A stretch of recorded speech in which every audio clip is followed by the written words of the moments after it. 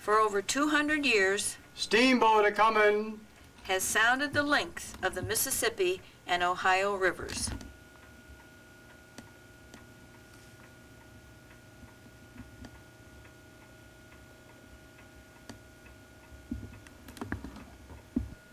New Orleans was the starting point for our cruise. We journeyed from New Orleans north to Vicksburg, returning to New Orleans. New Orleans was first settled by the French, then taken over by the Spanish when the French left, but then the French returned. New Orleans became American when it was part of the Louisiana Purchase in 1803.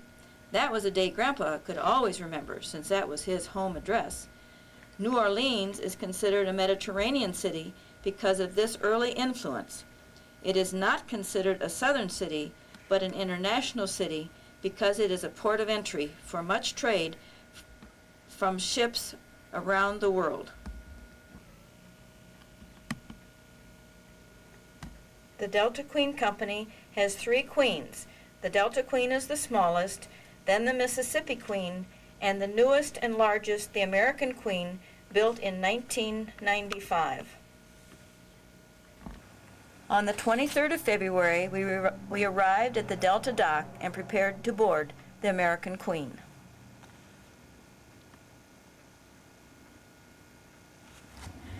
We were piped aboard by the Dixieland Jazz Band with the Delta Queen in the background. After getting situated in our 10 by 10 foot cabin, the American Queen headed up the Mississippi River about 7 o'clock in the evening. In the morning, we woke up to find that we had landed at the levee and tied up in front of the Oak Alley plantation, which we toured. The entrance was lined with 14 live oaks on each side, planted in the early 1700s by an unknown Frenchman. So they are 300 years old, and they say that they lived to 600 years old. In 1839, a wealthy Creole sugar planter built the present mansion for his bride. The Creoles were mixed marriages of French and Spanish descendants. Because of the various owners of the plantation going broke and selling out, along with the devastation of the Civil War, the baby cradle is the only piece of original furniture. The typical 4-poster bed shows the mosquito netting needed because they had to leave the windows open for ventilation. After returning to the American Queen, we then headed for our next landfall, which was St. Francisville. When we woke up in the morning, we were already tied to the shore. This was called a landing, and you can see the ramp which was used to get ashore. The other way we tied up was when there was a dock, and that was called docking. As we walked the 1.5 miles to town, we passed the mat casting plant with the piles of cement slabs which linked together, ready to be used to reinforce the waterfront and levees when high water comes. We enjoyed the architecture of many of the old homes, and this church was built from plans drawn by a Confederate general in 1871, and it was completed in 1893. We had to land on the opposite bank from St. Francisville because of the high water, so we took this ferry across the river. Leaving the landing at 1:30, we had time to enjoy sitting on deck, enjoying the river scenes.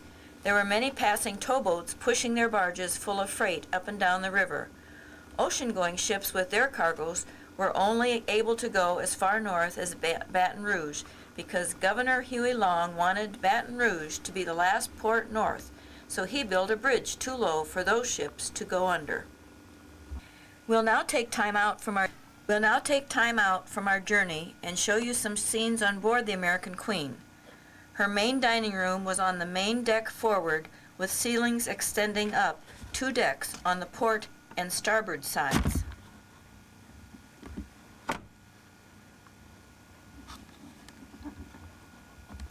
Tonight I have for you some special desserts. We got one shot of our waiter Lewis, which we really enjoyed.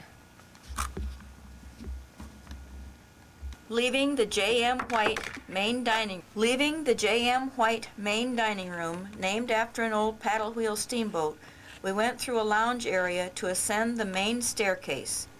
The mirrors on the risers of the steps caused some hesitation when climbing the stairs. Here you can see the problem we had with the mirrors. At the top of the stairs was the purser's office and the emporium, which was the ship's store. Then we could go forward to relax or read in the Mark Twain gallery. It was in the center above the main dining room, which had low ceilings, and in looking out the windows, if you look closely out the right, you see the windows, and you can see the dining room lights on either the port or the starboard side. As you can see, the Mark Twain Gallery was a very elegant room.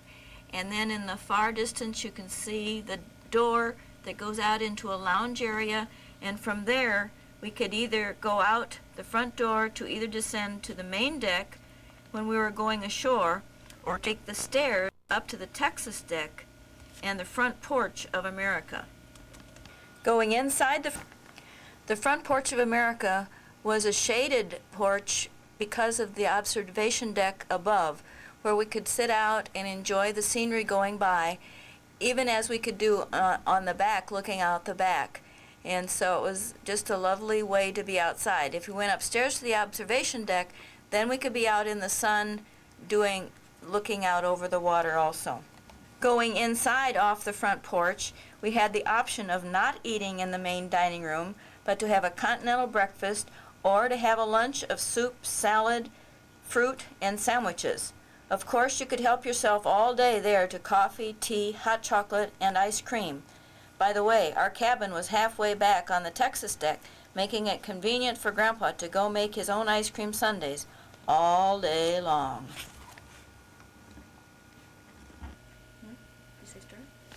Another elegant location where we spent some time each day was the American Queen Grand Saloon Theater. It was used during the day for lectures from our River Lorian, who is a historian of the river, and other activities. Each night there were very professional musical shows. There were 4 special entertainers who did Broadway caliber song and dance. Also, the steamboat syncopators accompanied these shows.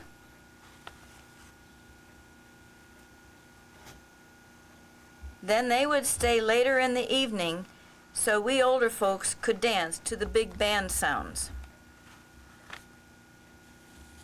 Also, every evening we could go to the engine room bar and hear the hot jazz band, hearing real New Orleans jazz, which was very appropriate for this steamboating cruise. We took a tour of the galley, meeting Master Chef Paul, who works 12 hours a day, 7 days a week for 4 weeks on, and then has 4 weeks off.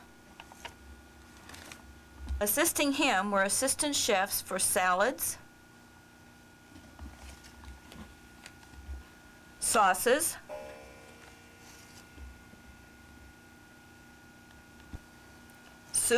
soups, and main dishes, and the red hat in the background for desserts, which was Grandpa's special guy. I also talked to another chef who does all the extra meals like the front porch, hot dogs on the Calliope deck anytime during the day, and the 11 p.m. moonlight buffet. These folks prepared meals that would rival the. There were 168 staffs aboard to feed and 420 passengers to feed and pamper. Other staff, like housekeeping and deckhands, worked 6 weeks on, having 2 weeks off, all getting board and room. Another tour was of the pilot house.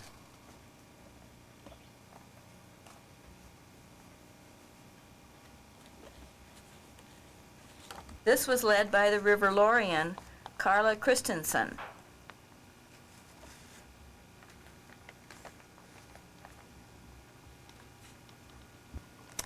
The entire crew was most personable and willing to spend time talking with the passengers. To illustrate this, when the captain saw me taking his picture on the pilot house wing, from where the boat is steered when landing or docking, so the pilot can see the edge of the boat, he gave me a two-handed thumbs up. Difficult to get a picture in the engine room, but this shows one of the large pistons that moves the paddle wheel.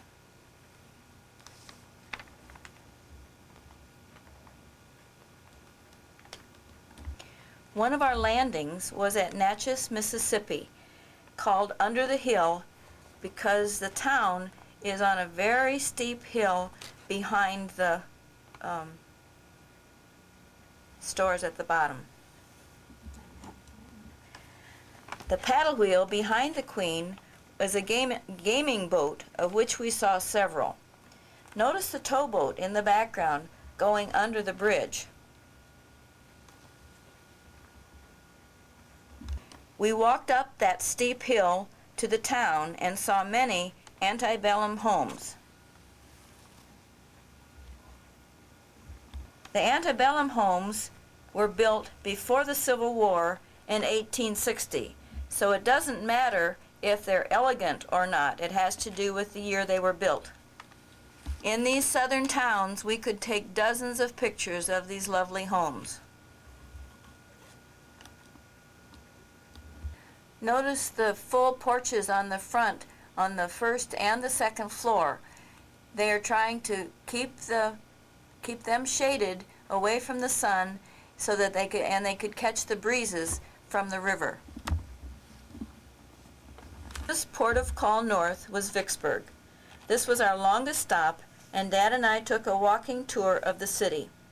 This is a picture of the Balfour House. During the Christmas ball in 1863, the news came that the Union ships were coming up the Mississippi River to lay siege to the town. This became the headquarters of Major General McPherson after the surrender signed on July 4th, 1863.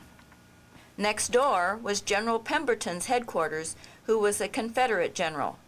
As an aside, July 4th was a bad day for the Confederacy, as it was the same day that General Lee was stopped at Gettysburg, never to invade the North again. It is also ironic that July 4th in 1776 was the signing of the Declaration of Independence. This is a picture of the old courthouse, which is now a museum, that was constructed by slaves in 1858. To keep from having it shelled by the Union forces, the Confederate general let it be known that he had Union prisoners inside. However, the cubicle was riddled by small arms fire, as it was still used as an observation tower by the Confederates, since it was the highest point in Vicksburg. In the afternoon, we took a bus tour through the Vicksburg battlefield. Vicksburg was encircled by the Union forces, who bombarded the city from May 17th through July 4th, 1863. The bus tour stopped several places as we got out to look at earth bunkers of both the Union and Confederates, often only 50 yards apart, separated by extremely deep gullies. Each state has a memorial or statue depicting where the soldiers from that state fought.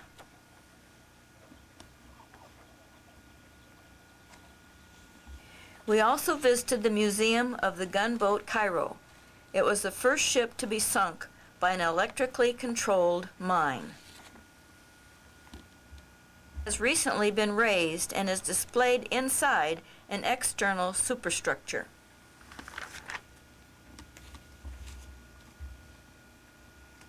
Here shows the engine room and paddle wheel located inside the hull. Picture shows the front gun emplacements and the capstans to help move the guns around.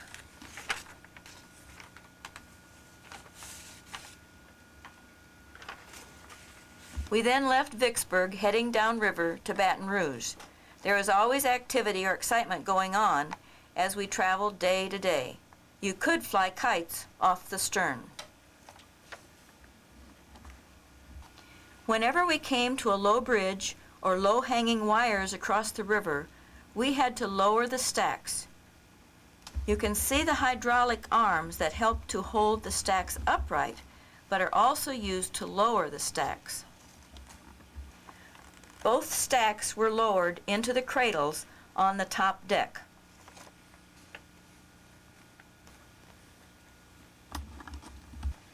The flutes are different on each boat, so it can be identified coming around the bend. Below the stacks you see a room which is the chart room, and it's up high, and every day we could go in there, and it had elegant woodwork and a big table in the center, and we could check out the log to see where we were along the river, as the river Lorien would mark it for us. And she also had a rope tying in there one day where we could learn to tie some special ropes. So there are a lot of activities going on in all parts of the boat. If the river gets high enough, the pilot house can also be lowered so that the top of the handrail becomes the highest point on the boat. Huey Long didn't stop the paddle wheel boats from going under that bridge. While visiting the pilot house, several flocks of brown pelicans flew over.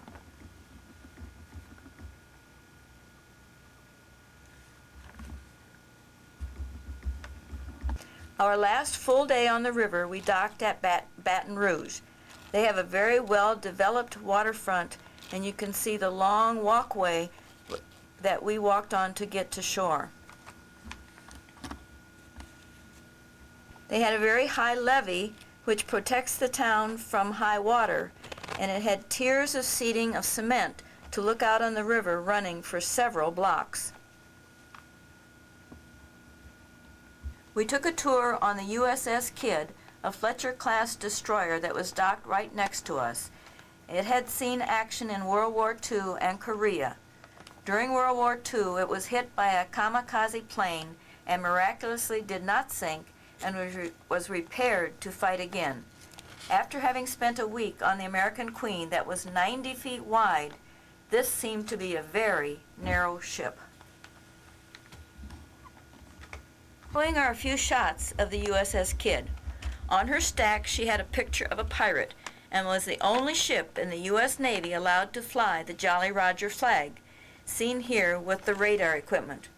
Her name came from Admiral Kidd, who was killed on the USS Arizona on December 7, 1941, at Pearl Harbor. Inside pictures are of the officers' mess showing the china they ate off of. The crew's mess, where they ate off of tin plates.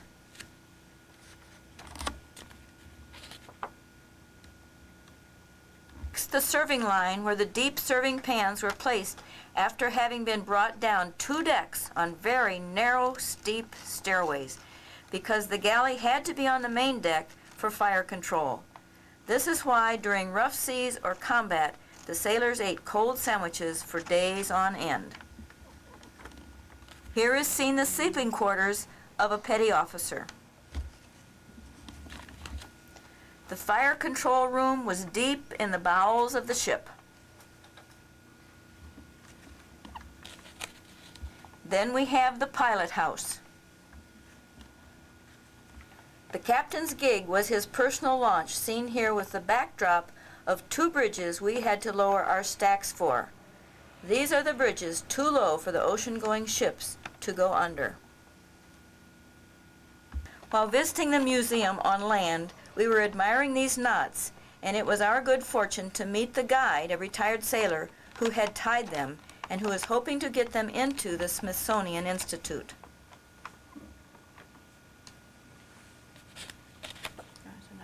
These knots are on a ship's wheel.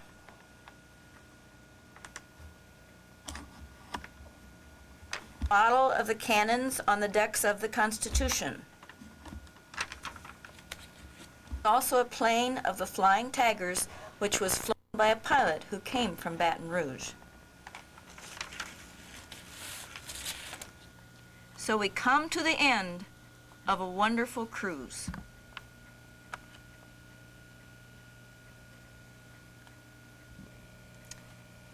So we're paddling back to New Orleans.